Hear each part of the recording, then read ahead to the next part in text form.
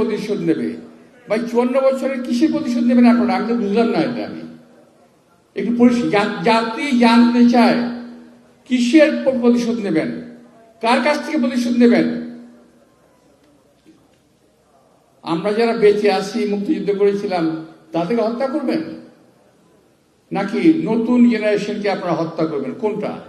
একটা তো শুরুই করে দিয়েছে। গতকাল তো একটা ছেলে হাতে মরতে মরতে বেঁচেই গেল, আল্লাহ তাকে নেক হায়াত দান করুন।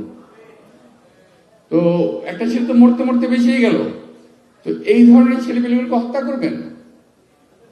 এই হত্যাকাণ্ডের জন্য নাকি আপনারা শুনলাম, এটা আমরা কিন্তু শোনা কথা, যে প্রায় 70 জনের মতো লিস্ট করেছেন হত্যা করবেন।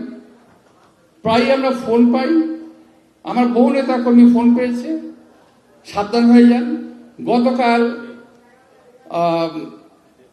একটা ছেলেকে, আমার এখানে আসা যাওয়া করে সাংবাদিক, তাকে গতকাল রাস্তায় অস্ত্রুচি হুমকি দিয়েছে, বেশি বাড়াবাড়ি করলে মেরে ফেলব। গত রাত্রে সে জিডিও করেছে। তো যাই হোক, আমরা বিএনপি সকল রকম হত্যাকাণ্ড থেকে দূরে থাকতে চাই, দূরে আছি, দূরে থাকব। কিন্তু যারা হত্যাকাণ্ড চালিয়েছে, হত্যাকাণ্ড চালানোর চেষ্টা করবে, তাকে বিএনপি সকল সময় প্রতিরোধ করবে।